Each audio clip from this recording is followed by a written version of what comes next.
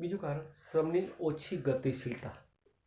કેટલાક સંજોગોમાં શ્રમની ઓછી ગતિશીલતાને કારણે પણ બેરોજગારીની સમસ્યા સર્જાય છે. શ્રમની ઓછી ગતિશીલતાને કારણે પણ બેરોજગારીની સમસ્યા સર્જાય છે. ભારતમાં ક્યારેક સામાજિક પરિબળો, કૌટુંબિક સંબંધો, ભાષા, ધર્મ, રીતિરિવાજો, સંસ્કૃતિ, માહિતીનો અભાવ, વાહન વ્યવહારની અપૂરતી સગવડો તેમજ રહેઠાણની સમસ્યા જેવા કારણોસર શ્રમની ગતિશીલતામાં અવરોધ સર્જાય છે, જેના કારણે બેરોજગારીની સમસ્યા વધે છે. કેટલાક સંજોગોમાં શ્રમની ઓછી ગતિશીલતાને કારણે પણ બેરોજગારીની સમસ્યા સર્જાય છે. ભારતમાં ક્યારેક સામાજિક પરિબળો, કૌટુંબિક સંબંધો, ભાષા, ધર્મ, રીતિરિવાજ, સંસ્કૃતિ, માહિતીનો અભાવ, વાહન વ્યવહારની અપૂરતી સગવડો તેમજ રહેઠાણની સમસ્યા જેવા કારણોસર શ્રમની ગતિશીલતામાં અવરોધ સર્જાય છે, જેના કારણે બેરોજગારીની સમસ્યા વધે છે. ઉચ્ચ શિક્ષણ મેળવેલા લોકો ગામડાઓમાં, પછાત વિસ્તારોમાં કે દૂરના સ્થળોએ કામ મળતું હોવા છતાં જવા તૈયાર થતા નથી, પણ બેરોજગાર રહેવાનું પસંદ કરે છે. મોટાભાગે આવી વ્યક્તિઓ શહેરોમાં જ કામ મેળવવાનો આગ્રહ રાખતા હોય છે, જે શક્ય ન બનતા બેરોજગાર રહે છે. શહેરી જીવનના આકર્ષણો તથા સુવિધાઓથી આકર્ષાયેલા લોકો રોજગારી માટે ગામડામાં જવાનું પસંદ કરતા નથી. શહેરી જીવનના આકર્ષણો તથા સુવિધાઓથી આકર્ષાયેલા લોકો ગામડામાં જવાનું પસંદ કરતા નથી. આ પણ બેરોજગારીનું એક કારણ છે. અપૂરતી માળખાકીય સુવિધાઓ. ગ્રામ્ય વિસ્તારમાં અપૂરતી માળખાકીય સુવિધાઓ પણ બેરોજગારી સમસ્યા માટેનું એક કારણ છે.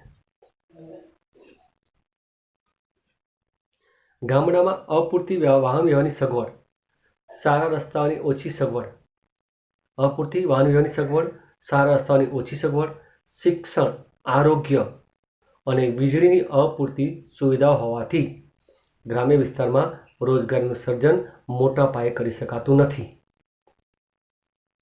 પહેલું ગામડામાં અપૂરતી વાહન વ્યવહારની સમસ્યા, રસ્તાઓની ઓછી સગવડ, સારા રસ્તાઓની, શિક્ષણ, આરોગ્ય અને વીજળીની અપૂરતી સુવિધાઓ હોવાથી ગ્રામ્ય વિસ્તારમાં રોજગારીનું સર્જન મોટા પાયે કરી શકાતું નથી.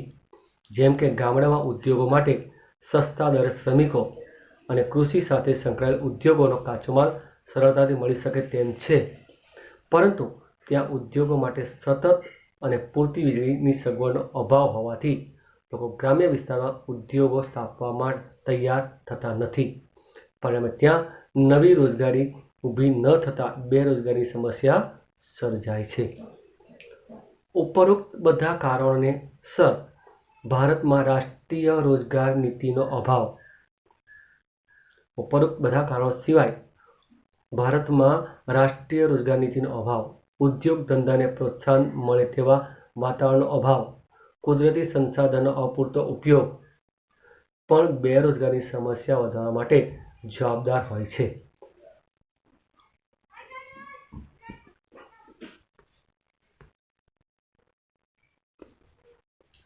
બેરોજગારી ઘટાડવાના ઉપાયો. ભારતમાં બેરોજગારીનું પ્રમાણ અને કારણો વિશેના અભ્યાસ પરથી એ સ્પષ્ટ થાય છે કે ભારતમાં બેરોજગારીની સમસ્યા દિન પ્રતિદિન વધુને વધુ ચિંતાજનક બનતી જાય છે. તેના કારણો તપાસ્યા પછી આ સમસ્યા હલ કરવાના ઉપાયો સરળતાથી ખ્યાલ આપી શકશે. બેરોજગારીનો પ્રશ્ન એ માત્ર આર્થિક પ્રશ્ન નથી. તે સામાજિક, નૈતિક, માનસશાસ્ત્રી પ્રશ્ન પણ ઊભા કરે છે. રાજકીય દ્રષ્ટિએ પણ આ પ્રશ્ન ચિંતાજનક છે. તેથી જ ભારતના બેરોજગારી નાબૂદી માટે પ્રથમ પંચવર્ષીય યોજનાથી તેને દૂર કરવાના ધ્યેય રાખવામાં આવ્યું છે. ખાસ કરીને 5મી અને 6ઠ્ઠી યોજનામાં બેરોજગારી સમસ્યા હલ કરવા વિશેષ ધ્યાન આપ્યું છે. 8મી યોજનામાં બેરોજગારી નાબૂદી માટે રોજગારીના હકને મૂળભૂત અધિકાર બનાવાય અને તે માટે બંધારણમાં સુધારો કરવાનું પણ વિચારાયું હતું, પણ તે શક્ય ના બન્યું. છતાં પણ એ સ્પષ્ટ છે કે દેશના લોકોને રોજગારી માટે યોગ્ય તકો પૂરી પાડવી એ રાજ્યની પ્રાથમિક જવાબદારી બને છે. ભારતમાં બેરોજગારીની સમસ્યા હળવી કરવાના નીચે પ્રમાણે ઉપાયો યોજી શકાય. બેરોજગારી ઘટાડવી હોય તો નીચે પ્રમાણે ઉપાયો યોજવા જોઈએ. બરાબર. જેમાં સૌથી પહેલું છે વસ્તી નિયંત્રણ. ભારતમાં ઊંચા દરે વધતી વસ્તી બેરોજગારીની સમસ્યામાં વધારો કરવા અને સમસ્યાને વધારે ચિંતાજનક બનાવવા મુખ્ય ભાગ ભજવ્યો છે.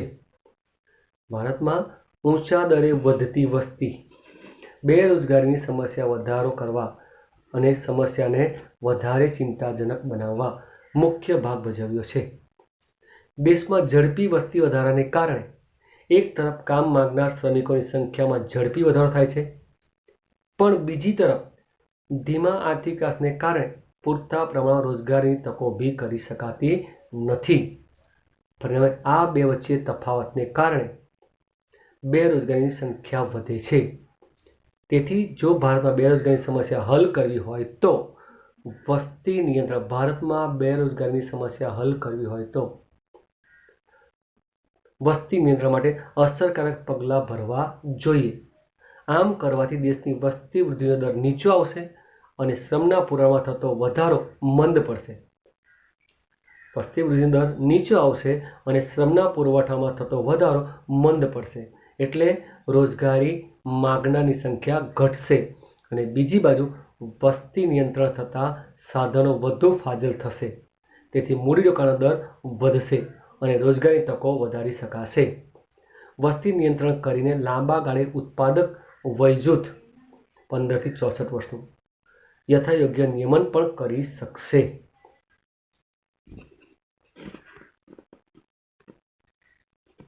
આર્થિક વિકાસનો દર ઊંચો લઈ જવો.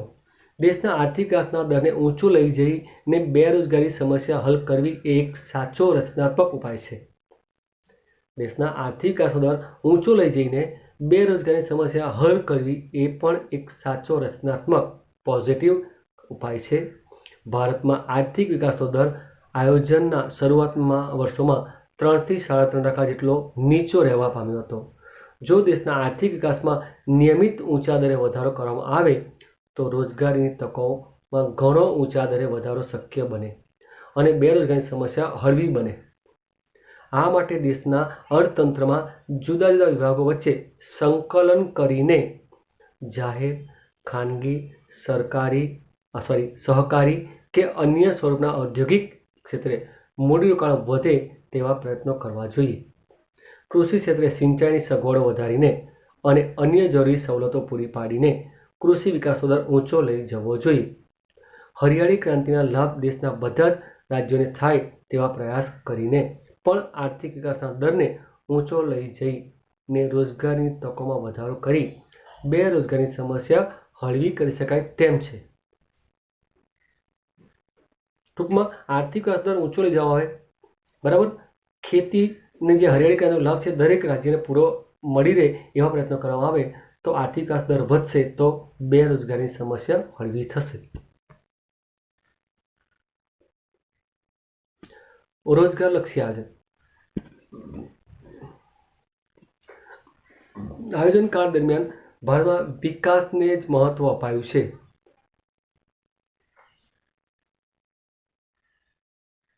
આયોજન કાળ દરમિયાન ભારતમાં વિકાસને જ મહત્વ આપ્યું હોય તેવું જોવા મળે છે.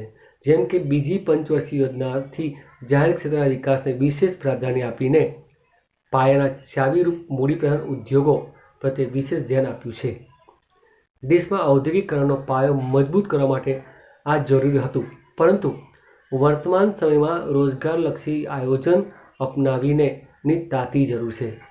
હાલમાં રોજગારલક્ષી આયોજન થવું જોઈએ કે જે ઉદ્યોગો રોજગારી વધારે પૂરી પાડે એને મહત્વ આપવું જોઈએ.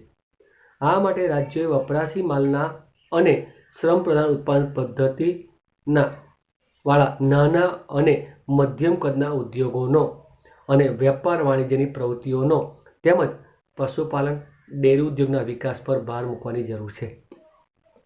કારણ કે આ બધા ઉદ્યોગો પ્રમાણમાં ઓછી મૂડી વધુ રોજગારી આપવાની ક્ષમતા ધરાવે છે. જે નાના અને મધ્યમ કદના જે ઉદ્યોગો છે એ ઓછી મૂડીએ વધુ લોકોને રોજગારી આપવાની ક્ષમતા ધરાવે છે. આવા રોજગારલક્ષી ઉદ્યોગોની સ્થાપના અને તેનો વિકાસ કરવાથી વપરાશી વસ્તુનું ઉત્પાદન વધશે, રોજગારી વધશે અને આર્થિક સ્થિરતા મેળવવામાં પણ સફળતા મળે છે. બાંધકામ ક્ષેત્રે રોજગારલક્ષી આયોજન કરીને રોજગારીની વધુ તકો સર્જી શકાય તેમ છે. રાજ્ય પણ શ્રમ પ્રધાન અને મૂડી પ્રધાન ઉત્પાદન પદ્ધતિ વચ્ચે યોગ્ય સંકલન કરીને શક્ય હોય ત્યાં શ્રમ પ્રધાન ઉત્પાદન પદ્ધતિને જ મહત્વ આપવું જોઈએ, જેથી બેરોજગારીની સમસ્યાનો ઘટાડો થાય.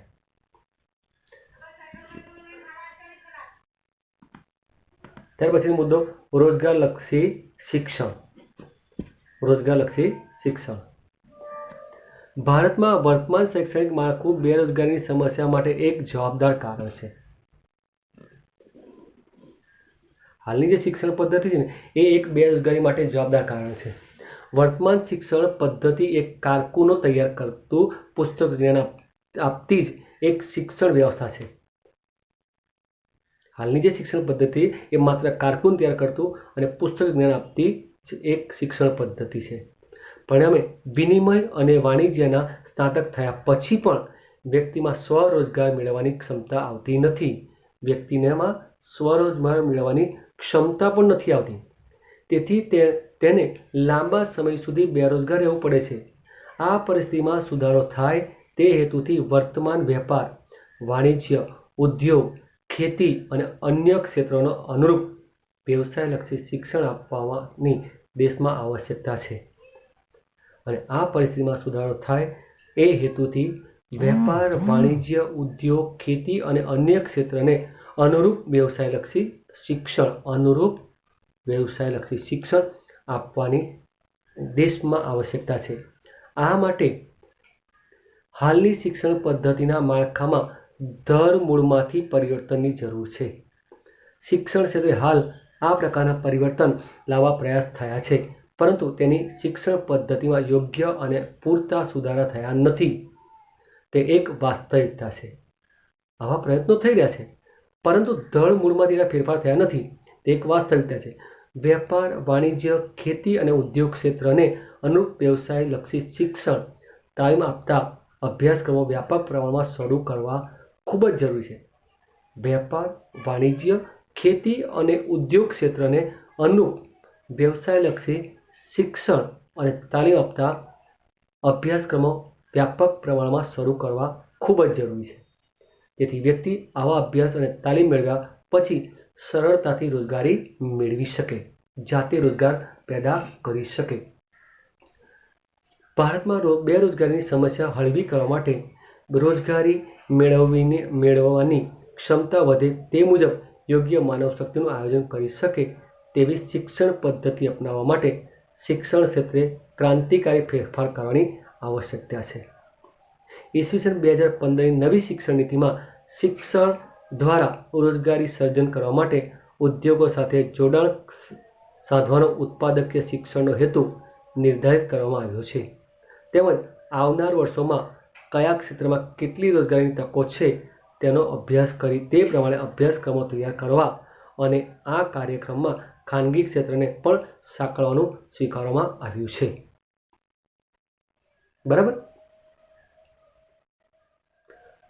ગૃહ અને નાના પાયાના ઉદ્યોગોનો વિકાસ. ગૃહ અને નાના પાયાના ઉદ્યોગો ઓછા મૂડીરોકાણને વધુ રોજગારી આપવાની ક્ષમતા ધરાવે છે. જે ગૃહ ઉદ્યોગો છે અને નાના પાયાના ઉદ્યોગો છે એ ઓછા મૂડી રોકાણે વધુ લોકોને રોજગારી આપવાની ક્ષમતા ધરાવે છે. કારણ કે નાના ઉદ્યોગમાં એક વ્યક્તિને રોજગારી આપવા માટે મોટા ઉદ્યોગની સરખામણીમાં ખૂબ જ ઓછું મૂડીરોકાણ આવશ્યકતા રહે છે. તેથી આ પ્રકારના ઉદ્યોગોનો વિકાસ કરીને બેરોજગારીની સમસ્યા હળવી કરી શકાય તેમ છે. એક સરખું મૂડીરોકાણ દ્વારા નાના ઉદ્યોગોમાં મોટા ઉદ્યોગો કરતાં 7.5 ગણી વધુ રોજગારીની તકો ઊભી થઈ શકે છે. એક સરખું મૂડીરોકાણ દ્વારા નાના ઉદ્યોગોમાં મોટા ઉદ્યોગો કરતાં 7.5 ગણી વધારે રોજગારી તકો ઊભી કરી શકાય છે. આ દ્રષ્ટિએ પણ મૂડીની ખેંચવાળા અને શ્રમપ્રધાન ભારત દેશમાં ગૃહ અને નાના ઉદ્યોગોને દેશમાં વધુ રોજગારી આપતા શ્રેષ્ઠ વિકલ્પના સ્વરૂપમાં સ્વીકારીને તેના વિકાસ માટે રાજ્યએ વિશેષ તકેદારી રાખવી જોઈએ. દેશની ઔદ્યોગિક નીતિમાં પણ આ ઉદ્યોગોના મહત્વનો સ્વીકાર કરીને તેના વિકાસ માટે અનેક ઉપાયો હાથ ધરાયા છે. જેમ કે નાના ઉદ્યોગો માટે અમુક વસ્તુઓને ઉત્પાદન માટે અનામત રાખવામાં આવ્યા છે. રાજ્ય દ્વારા આ ઉદ્યોગોના વિકાસ માટે નાણાકીય, ટેકનિકલ અને સંચાલકીય સહાય આપવામાં આવે છે.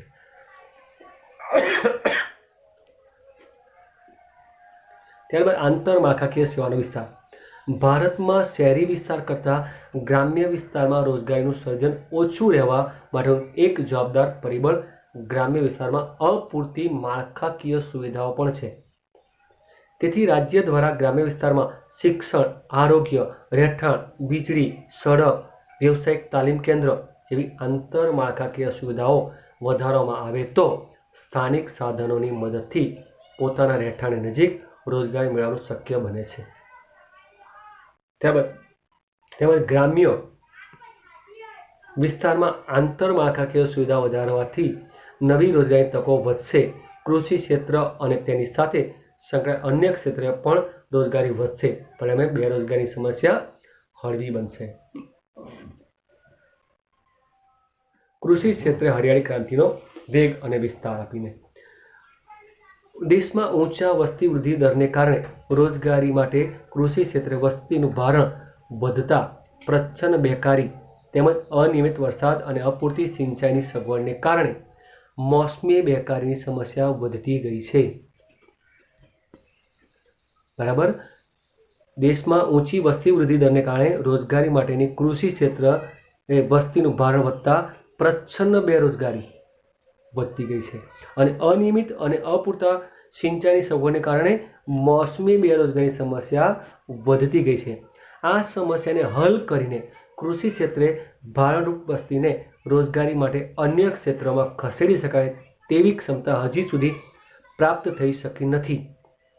તેથી ખાસ કરીને ગ્રામ્ય વિસ્તારમાં કૃષિ ક્ષેત્રે રોકાયેલ લોકોની બેકારીની સમસ્યા હળવી કરવા માટે હરિયાળી ક્રાંતિને તેથી ગ્રામ્ય વિસ્તારમાં કૃષિ ક્ષેત્રે રોકાયેલા લોકોની બેકારીની સમસ્યા હળવી કરવા માટે હરિયાળી ક્રાંતિને વેગ આપવાની અને તેને વધુને વધુ વિસ્તાર કરવાની વિશેષ પ્રયાસો કરવા જોઈએ અને રોજગારીની તકો વધારવી જોઈએ.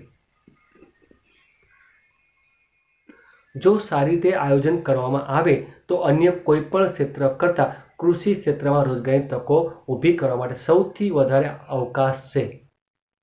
આ વાતનો પીસી મહાલનોબિસે કરેલ રોજગારીની તકોની ગણતરીમાં અંદાજોથી સમર્થન મળે છે કે જેમ કે તેમના મત મુજબ ભારતમાં કૃષિ ક્ષેત્રે 1 કરોડનું મૂડીરોકાણ કરવાથી 40,000 વ્યક્તિઓને કૃષિ ક્ષેત્રે 1 કરોડનું રોકાણ કરવાથી 40,000 વ્યક્તિઓને રોજગારી આપી શકાય છે અને ઉત્પાદનમાં 5.7% દરનો વધારો કરી શકાય. જ્યારે 1 કરોડ જો મોટા ઉદ્યોગમાં રોકવામાં આવે તો માત્ર 500 વ્યક્તિઓને રોજગારી આપી શકાય અને ઉત્પાદનમાં માત્ર 1.4%ના વધારો કરી શકાય. આ અંદાજ પરથી કહી શકાય કે કૃષિ ક્ષેત્રે ઉદ્યોગ ક્ષેત્ર કરતાં વધુ રોજગારીની તકો સર્જવા માટે વધુ અનુકૂળ છે. તેથી કૃષિ ક્ષેત્રે જોવા મળતી હરિયાળી ક્રાંતિ માટે જરૂરી એવી પૂરક પ્રવૃત્તિઓ જેવી કે નાની અને મધ્યમ કદની સિંચાઈ, જમીન સંરક્ષણ, મિશ્ર ખેતી, વન વિકાસ, વધુ પાક લેવાય તેવી યોજના, વર્ષમાં વધુ વખત પાક લેવાય તેવું આયોજન, જમીનનું નવીનીકરણ તેમજ કૃષિ ક્ષેત્ર પર આધારિત ઉદ્યોગોને વેગ આપીને રોજગારીની તકો વધારી કરી શકાય તેમ છે. Doctor A.M.S. સ્વામીનાથનના મત મુજબ કૃષિ ક્ષેત્રના વિકાસની દિશામાં વધારે પ્રયત્ન કરવામાં આવે તો અનેક ઘણી નવી રોજગારી તકો ઊભી કરી શકાય તેમ છે.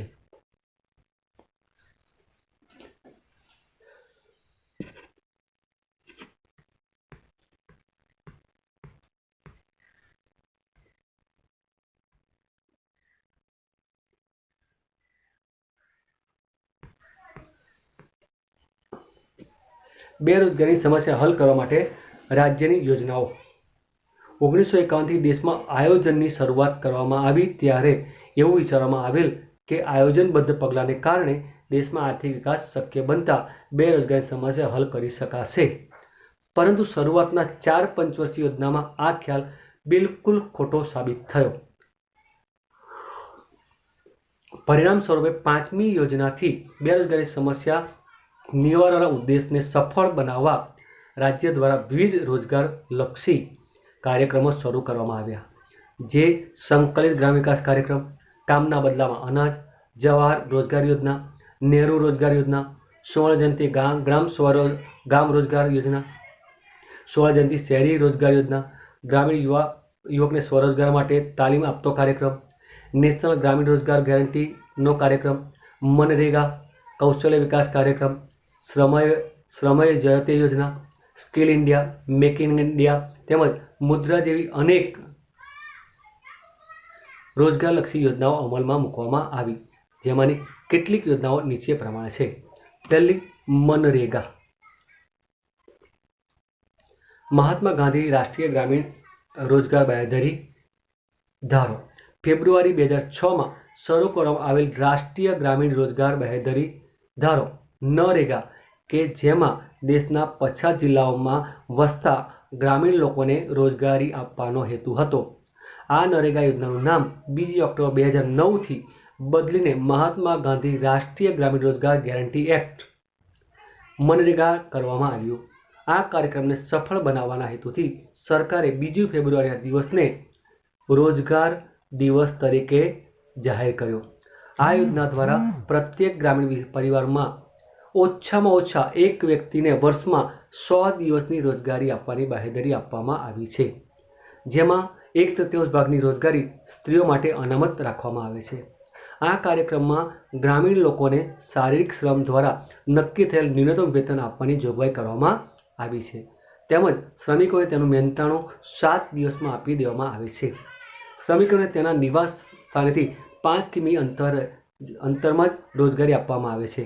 જો શ્રમિકને આ અંતરથી દૂર રોજગારી આપવામાં આવે તો તેને 10% વધારે મજૂરી આપવામાં આવે છે. આ યોજનામાં નોંધાયેલ શ્રમિકોને જોબ કાર્ડ આપવામાં આવે છે, જો 5 વર્ષના સમય માટેનું હોય છે. જે 5 વર્ષના સમય માટેનું જોબ કાર્ડ મેળવ્યા પછી વ્યક્તિને 15 દિવસ સુધી કામ ન મળે તો તેને નક્કી કરેલ બેરોજગારી ભથ્થું આપવાની પણ જોગવાઈ કરવામાં આવી છે. આ કાર્યક્રમ અંતર્ગત પંડિત દીનદયાળ ઉપાધ્યાય શ્રમેવ જયતે યોજના.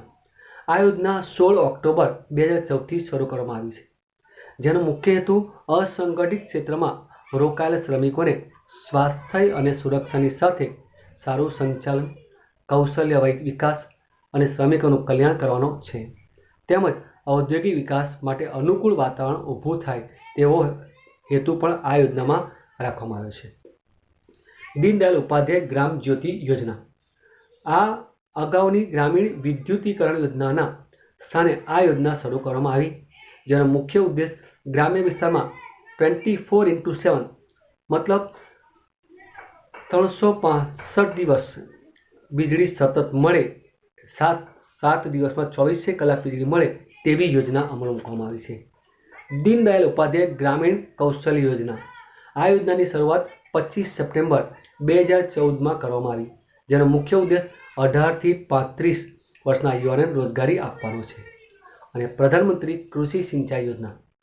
આ કાર્યક્રમની શરૂઆત 1 જુલાઈ 2015થી કરવામાં આવી. હર ખેત કો પાની એ સૂત્રને સાર્થક કરવા ઉદ્દેશથી ખેત ઉત્પાદકતા વધારવા અને દેશના ઉપલબ્ધ સાધનોનો શ્રેષ્ઠ ઉપયોગ થઈ શકે તે પ્રમાણે કૃષિ ક્ષેત્ર માટે સિંચાઈ યોજનાનું આયોજન કરવાનું લક્ષ્ય આ કાર્યક્રમમાં રાખવામાં આવ્યું છે. બરાબર મિત્રો, બેરોજગારી એટલે શું, બેરોજગારીના ઉપાયો, બેરોજગારી વધવાના કારણો અને બેરોજગારી હલ કરવાના કારણો આપણે શીખ્યા. વંદે માતરમ. જય